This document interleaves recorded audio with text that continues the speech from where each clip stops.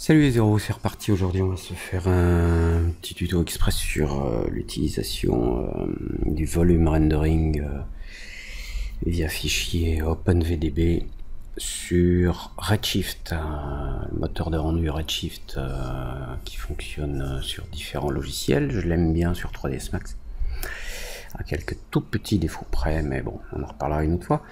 Je sais qu'il y en a pas mal qui s'amusent comme moi avec FumeFX ou Phoenix FD. Donc le principe est exactement le même. Alors on va regarder les étapes différentes. On va se créer un petit un objet FumeFX. Voilà. Peu importe la taille, on va faire un cube. Et puis on va créer une source. Alors maintenant on va dans les helpers. FumeFX, on va créer une simple source, voilà, dans ce sens-là. Puisqu'on voit là qu'il y a une petite flèche tournée vers le haut, ça veut dire que là, on aura déjà une direction qui sera donnée par cette source. Alors ça peut être problématique. Allez, moi je vais m'amuser à la mettre au centre. Et on va éditer cette source. On va lui dire qu'on n'utilise pas le fuel, donc on clique ici dans fuel type set, on met channel is disabled, il est désactivé. L'oxygène, je m'en moque. La température, je m'en moque. On va désactiver la température. Bon, quoi qu'on peut laisser une toute petite température. Allez, on va mettre 40. On va par contre garder de la fumée, on va peut-être en mettre 5 ou 6. Et puis, alors, là, dans Velocity, donc on a Object Velocity qui est sur 1. C'est-à-dire si l'objet bouge, la fumée va bouger avec. Vous savez, comme si vous sautez d'un train. Quand si vous sautez d'un train en marche, vous sautez à la vitesse où allait le train avant de vous écraser. Et puis Directional, donc c'est cette petite flèche que l'on a sur notre émetteur. Donc ce Directional, je vais le mettre à 0. Et le radial, c'est une vitesse d'émission vers l'extérieur. Donc on va mettre, pour rigoler, on va mettre 1. Pour le reste, on va laisser comme ça. On revient maintenant sur notre FumeFX Object dans le mode édition. On active les panneaux. Donc là, Open FumeFX User Interface, UI. Alors moi j'aime bien le bloquer sur le petit bouton là, Pin Dialog, comme ça il disparaît pas. Le preview, j'aime bien l'avoir en utilisant le GPU. Et maintenant, alors on va régler la durée de notre compo. On va se mettre quand même, je sais pas, 300 images en PAL, voilà. Maintenant ici dans les paramètres généraux de simulation de FumeFX, donc on va lui dire qu'on veut une sortie sur 300 images et un playback rejoué sur 300 images, là en bas. Et c'est là où c'est important, c'est que par défaut, FumeFX va enregistrer donc soit des voxels standards dans la simulation, soit des wavelets, soit ou éventuellement en plus des informations de post-processing. Donc on va pas aller s'amuser à regarder le wavelet et le post, on va rester en default, simplement pour générer des voxels qui vont contenir une fumée et une température. Alors ici je vais cliquer sur la petite icône pour sélectionner le cache et je vais créer un dossier Redshift FumeFX démo tuto. Voilà, je vais dedans et ici je vais donner un nom, alors de préférence, mais c'est peut-être une habitude que j'ai pris à cause de Octane. Il vaut mieux pas avoir de chiffres là dans le nom de fichier, donc je vais l'appeler simplement Redshift FumeFX tuto underscore. Et par contre on n'exporte pas en fichier FumeFX, on va exporter en fichier OpenVDB, qui est un système de fichiers, vous pouvez chercher sur internet, hein, qui permet de stocker différentes informations volumétriques dans des voxels en 3D, et c'est ce dont on a besoin. Donc OpenVDB file, ok, alors je vérifie juste là, voilà, c'est bien, Redshift FumeFX tuto.vdb. Donc là on est ok. Maintenant on remonte un petit peu au-dessus là et on va lui dire dans le output qu'est-ce qu'on enregistre, puisque là on a fuel smoke mais on n'utilise pas de fuel. Je l'ai désactivé dans la source, vous vous rappelez, on peut retourner là, Fuel Type Disabled. Donc, on va aller déjà dans la simulation. On va désactiver le fuel là. Voilà, fuel, j'enlève la simulation du fuel. Je reviens dans le paramètre de génération. Et dans Exporting Channels, donc les canaux qui vont être exportés, ici on a Smoke. Et je vais cliquer sur Set et je vais lui dire d'exporter également la température. On peut éventuellement exporter la vélocité, ça peut être utilisé ou utilisable. Ok, voilà, c'est ce qui va être enregistré dans notre fichier. Alors, dernière étape, on va dans Object Source, et là on va lui dire qu'il faut utiliser notre Simple Source que l'on a créé. Donc on clique sur Pick Object, et je viens sélectionner ma Simple Source, et tous les paramètres se trouvent là. Maintenant, je vais pouvoir lancer une simu sur le bouton Play. Alors, voilà ce que ça me donne, puisque j'avais mis une vitesse radiale, vous vous rappelez, sur l'émetteur. Si je redescends ici, on a radial 1 cm. Donc si je veux avoir un preview, je reviens là. Donc on a une émission radiale, mais qui n'est pas très jolie.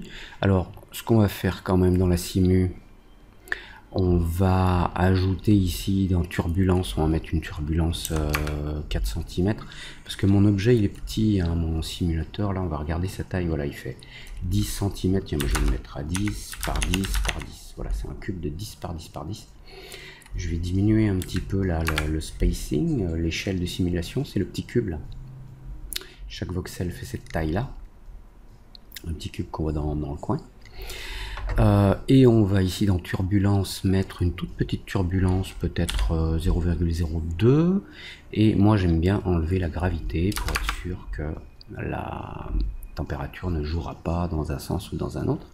Et après on peut carrément s'amuser à faire bouger notre source. Alors on peut le faire à la main, ou bien on peut aller dans animation, Assign Controller, dans position, je l'ouvre, ok, dans position, donc je sélectionne Position X, Y, Z.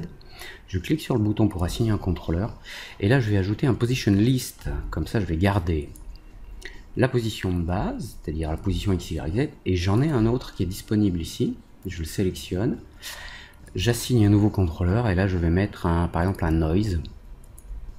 Voilà, ce noise va faire bouger, alors on va mettre par exemple 60, 0, 60, ce noise va faire bouger en diminuant la fréquence, vous voyez. J'enlève le fractal. Voilà, ce noise va faire bouger mon objet. Alors je peux regarder la vitesse, ça bouge un peu vite. Donc je vais diminuer la fréquence à peut-être 0,02. Voilà. Peut-être augmenter l'amplitude, 80 et 80. Voilà. Ok, allez. On refait une simu. Hop, c'est reparti.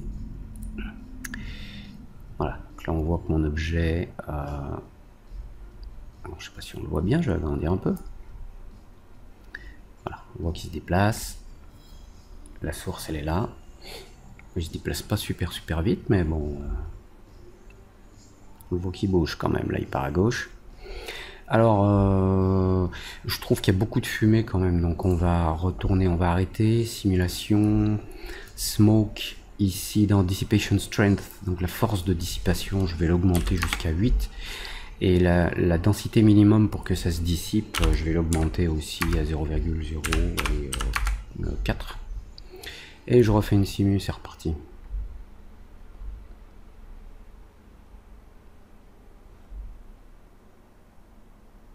Pas énormément de turbulence, mais bon, c'est mignon. Alors, je vais mettre en pause le temps de faire la simu qui devrait durer 2 minutes, à tout de suite. Alors voilà, notre simu est terminée, donc maintenant on a des fichiers VDB enregistrés. Alors attendez, on va les trouver, ils doivent être par là. FumeFX Output, on va trier par date. Et puis voilà, Redshift, FumeFX Tuto. Donc c'est les fichiers VDB qui commencent par le numéro 0, 0000. Donc puisque nos fichiers sont prêts, maintenant on va pouvoir charger ces fichiers OpenVDB dans un objet volumétrique Redshift pour pouvoir l'avoir en visibilité. Donc je vais juste enregistrer ma scène, save, on va l'appeler Redshift FumeFX Tuto. Ok. Au cas où. Alors, donc, allez, on va dans l'onglet de création, et là, dans Geometrix, on va dans Redshift, et on a un bouton volume pour créer un volume. Alors, généralement, vous verrez, il vaut mieux le mettre dans le coin, ici, par rapport à notre volume FumeFX de base. Et maintenant, on va aller éditer, et on va désigner, en cliquant ici, les fichiers à utiliser. Voilà, c'est cela, Redshift FumeFX Tuto. Ok. Alors j'ai un carré blanc qui apparaît, qui me dit qu'il y a des données. Ok. Il y a des données. Il a trouvé 300 images, donc on va pouvoir utiliser la séquence. Et puis on peut afficher les points, si on le souhaite, avec un seuil éventuellement. Voilà. On peut régler le prune threshold pour savoir quelle densité on veut avoir en prévisu.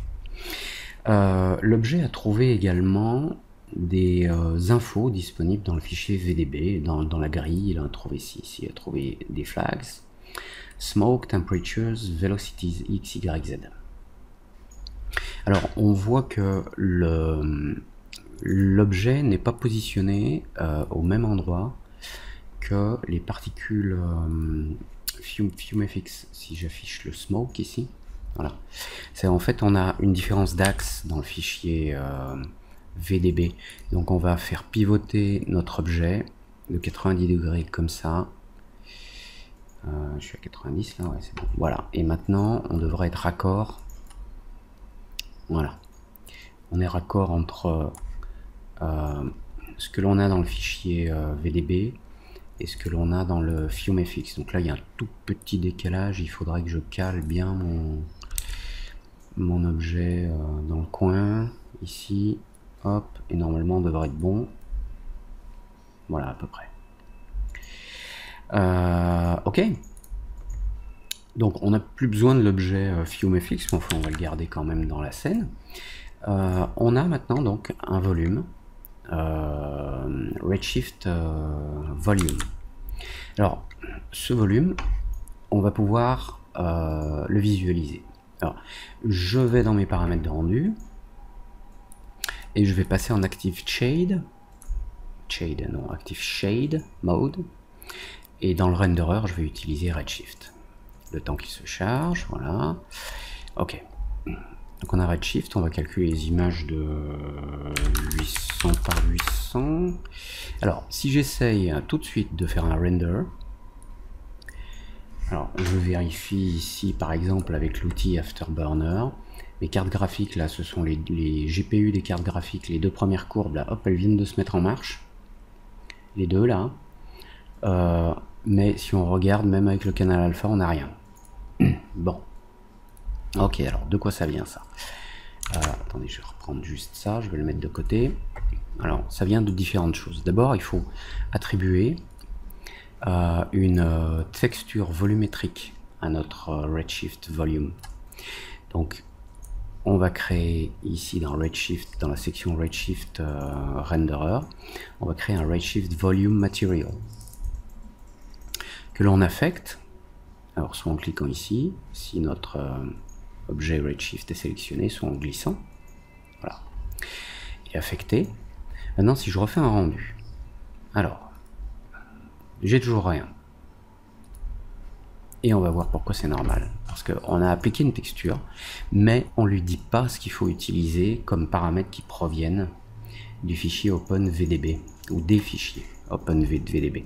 Alors, dans ce matériel, dans ce shader Redshift Volume Material, on a différents canaux. On a le scattering, l'absorption et l'émission. Et on a une partie qui s'appelle Advanced, mais qu'on ne regardera pas aujourd'hui, en tout cas. Alors maintenant, il va falloir dire, alors le scatter, c'est quoi? C'est la façon dont la lumière traverse. C'est en fait la façon dont on va gérer la densité de chacun des points. Alors, il va falloir affecter un canal, un channel ici, et il faut le faire à la main. Alors, on voit qu'on a par exemple le canal smoke ou le canal température qui sont disponibles. Alors, si je lui dis de prendre smoke, on l'écrit à la main, S-M-O-K-E. Maintenant, il sait qu'il faut utiliser le canal smoke pour le scatter, c'est-à-dire la façon dont la lumière traverse. Alors, je vais recliquer sur render. Là, on n'a toujours rien, mais si je regarde l'alpha, on a quelque chose. On a une gestion de la transparence. Bon, mais l'objet est noir. Alors, pourquoi il est noir? Pour une raison très simple, c'est qu'il nous faut une lumière. Alors, on va voir l'erreur standard, l'erreur basique, c'est d'aller créer une lumière redshift, par exemple physical. Je vais la mettre au-dessus. Voilà, je vais mettre une lumière là au-dessus. Je la déplace, je vais la remonter, comme celle au-dessus, voilà. Maintenant, je refais la même chose et vous allez voir, j'aurai rien. Hop. On a bien un volume quand on regarde le canal alpha, mais on n'a aucun objet, il n'est pas visible. Pour une raison très simple, c'est que dans les paramètres de la lumière, redshift, il faut descendre jusqu'en bas, et dans volume, là, il faut indiquer la contribution de la lumière au rendu volumétrique. Donc on va mettre 1. Et maintenant, render, magie, voilà. Ok, alors on a des voxels qui sont pas très beaux là, mais j'avance un peu, voilà. Ok, alors la lumière, on peut, je crois, la rendre visible ou invisible. Area visible, c'est ça, voilà. J'enlève ici, visible, invisible. Comme ça, elle ne nous embête plus. Et puis on va pouvoir s'amuser à tourner autour de notre nuage. Alors là, on a donc un nuage visible avec un alpha. Et maintenant, dans nos paramètres de rendu, oups, j'ai changé de view, voilà. On va pouvoir ici changer le coefficient de scattering. Donc il est à 1, on va le diminuer tranquillement, par exemple à 0,01. Vous voyez? Là, si je regarde l'alpha, la densité est la même, mais la lumière a beaucoup plus de mal à traverser, ce qui fait que c'est beaucoup plus sombre en haut. Donc si j'augmente le scattering, la lumière est beaucoup plus, on va dire, interceptée. Alors je le laisse à 1, et puis on va s'amuser à regarder ce que c'est que ce premier curseur là que l'on a à gauche. Il est défini par la valeur qui est là, ce noir. Donc si je clique sur cette case noire, je vais pouvoir donner une couleur. Alors là en fait c'est tout ce qui est peu dense va être rouge, et tout ce qui est très dense va être blanc. Alors il vaut mieux toujours laisser tout ce qui est peu dense au noir. Oups, voilà. Par contre on peut coller un truc à côté, on peut ajouter en faisant un clic droit, add key, on va ajouter une clé qu'on va pouvoir bouger. Et ici par exemple, ce qui est un tout petit peu dense mais pas trop proche du nul, voilà, je peux lui dire par exemple c'est bleu. Je peux diminuer son intensité. Voilà. Et puis après, on peut lui dire que ce qui est très dense. Alors je vais remettre une autre clé là, tiens. On va s'amuser un peu. Je sélectionne ma clé, la couleur, on va mettre, je sais pas, un rouge sombre. Voilà. Et puis ce qui est très dense là, on va remettre au noir. Voilà, ce qui va faire que l'intérieur va être vide en fait, enfin noir. Maintenant, on passe au côté absorption. Alors, le canal d'absorption, lui, c'est ma scatter channel. En fait, il est lié à ce canal-là. Et vous avez vu que pour l'instant, on a utilisé smoke, mais on peut utiliser temperature. Voilà. Là, on a un autre paramètre avec d'autres seuils. Alors, je vais revenir sur smoke. Voilà. Alors, du côté absorption, c'est à peu près la même chose, mais on le verra mieux sur le canal alpha. Par exemple, tout ce qui est peu dense ici a une absorption de 0. Si j'augmente la valeur, voilà, on voit que ça remplit le volume.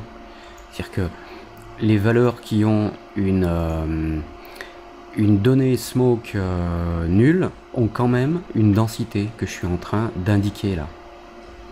Voilà, 0,001. Alors ça, en général, on le laisse à 0. En général, on crée une clé à côté. Et là, on la met à 0. Et comme ça va nous permettre de régler un seuil. Voilà. Un seuil qui va permettre de gérer la densité. Alors, je peux lui dire aussi que ce qui est très dense est reste quand même d'une certaine transparence. Voilà. Donc là, on a le canal alpha. Si je reviens sur la couleur, vous voyez ce qu'on a? Alors, maintenant, on va gérer avec l'absorption coefficient. Donc, le coefficient global. On va pouvoir, vous voyez, l'augmenter, le diminuer. Voilà. Et on peut, en s'amusant comme ça avec les paramètres, obtenir des choses super sympas en termes de transparence.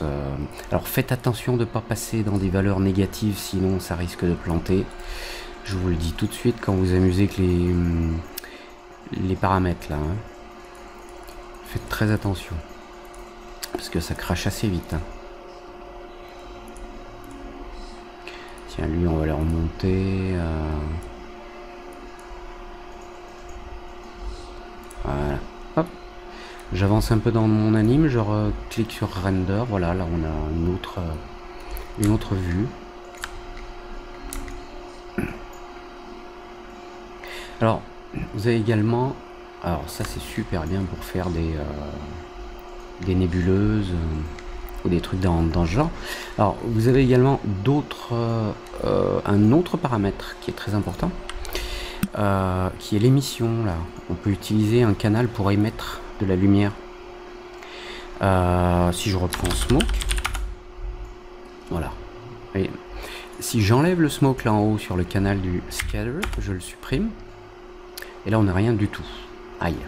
Bah oui, parce qu'il faut quand même une source de base pour l'opacité. Maintenant, on va pouvoir régler l'échelle d'émission lumineuse.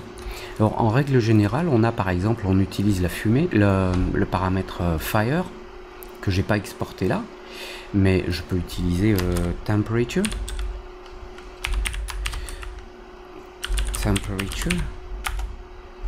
Voilà. Et puis, la valeur maximum, là, tiens, je vais mettre un jaune, que je vais diminuer en intensité. Voilà.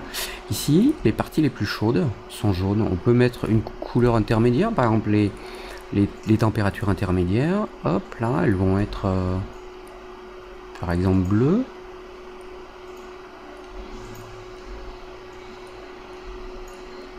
Ou orangé, tiens. Pourquoi pas orangé? Ouais, voilà. Ouh, la jolie nébuleuse qu'on est en train de créer. Voilà, et vous pouvez régler l'échelle. Alors vous avez une teinte globale et également que vous pouvez appliquer. Par exemple pour que ça parte un petit peu sur le rougeoyant. Voilà, vous avez une teinte globale aussi là en haut. Hein. Tout est... Bon, je vais pas en faire plus pour le coup là, je pense qu'on a fait un bon tour du propriétaire.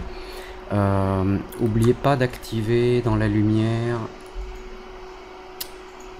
là tout en bas, n'oubliez pas d'activer volume, contribution scale, le mettre au moins à une valeur supérieure à 0.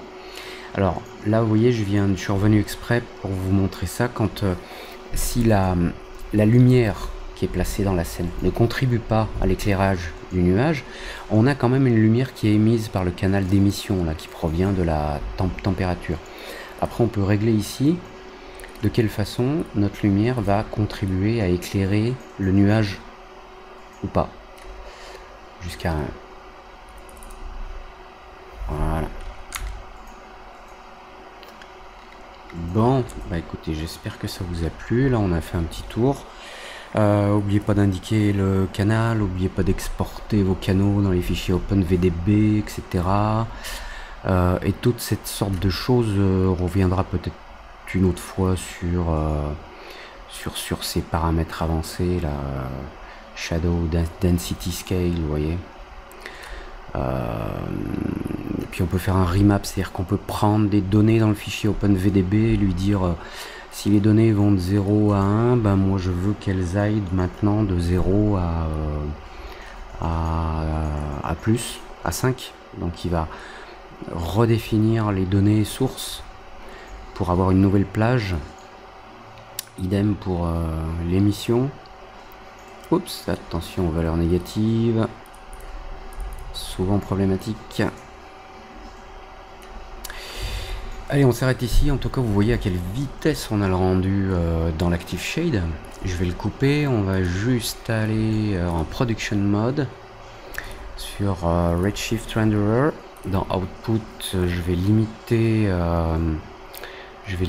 le processing là en lui demandant par exemple 64 échantillons. Et je vais régler la taille. On va se remettre en 800 pour avoir le même aperçu que précédemment.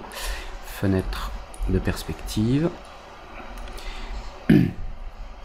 Et voilà la vitesse que l'on obtient en production. Donc là on est en 800, mais même si je fais une image allez, avec une qualité meilleure, on va monter à 256 échantillons et on va faire du Full HD 1920 par 1080 render.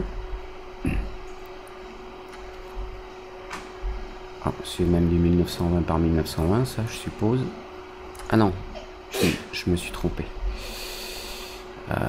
Ok, on le laisse finir.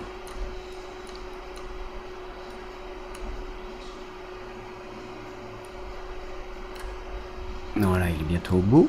Voilà, allez, 1920 par 1290. Enfin, voyons. Bon, il va falloir que je dézoome un peu. Perspective, show, save frame.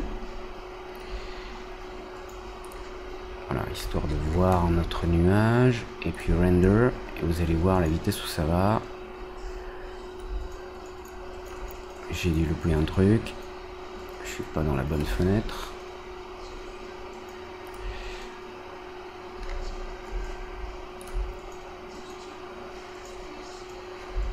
Si cancel, je réduis.